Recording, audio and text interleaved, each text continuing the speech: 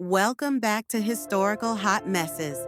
Today, we're diving into one of America's most infamous unsolved mysteries, Lizzie Borden and the murders of her father and stepmother. Did she really take an axe and give her parents 40 and 41 whacks? Or was she the victim of wild speculation, family drama, and a very suspicious legal system? Grab your magnifying glass. It's time to investigate. Our story begins in the small town of Fall River, Massachusetts, where the Borden family lived in their modest home. Lizzie Borden, 32 years old, was living with her wealthy but notoriously stingy father, Andrew, and her stepmother, Abby, whom she reportedly didn't get along with. Let's just say this wasn't exactly the Brady Bunch. Andrew Borden was known for being frugal. Okay, let's call it what it was, cheap.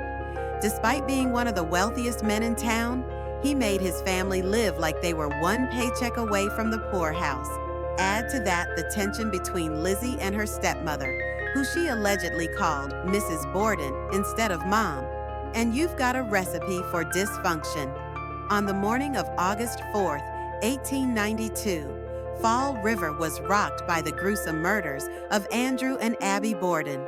Andrew was found on the couch, his face unrecognizable after being struck 10 to 11 times with a hatchet. Abby was discovered upstairs, struck 18 times in the back of the head.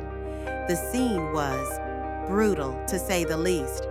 The investigation quickly focused on Lizzie, who was home at the time of the murders. Her story? She was in the barn looking for fishing sinkers while her parents were being bludgeoned to death. Convenient, right? And yet, investigators found no blood on her clothes and no solid evidence linking her to the crime. Barn sinkers? During a heat wave? Sure, Lizzie, we believe you.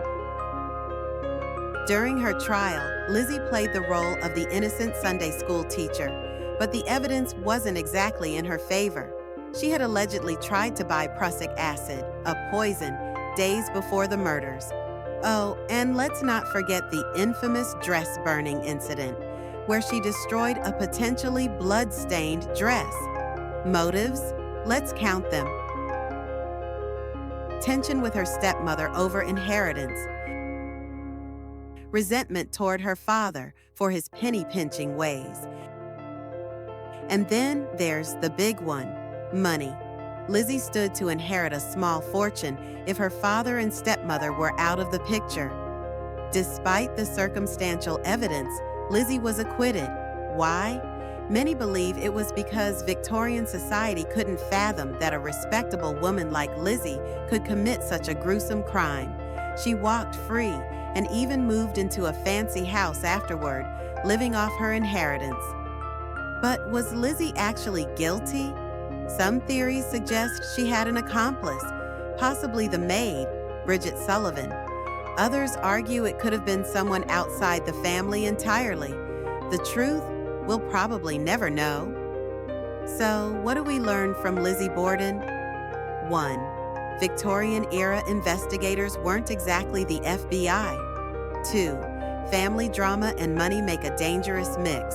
And 3. If you're going to burn evidence, maybe don't do it in front of witnesses. Thanks for watching Historical Hot Messes.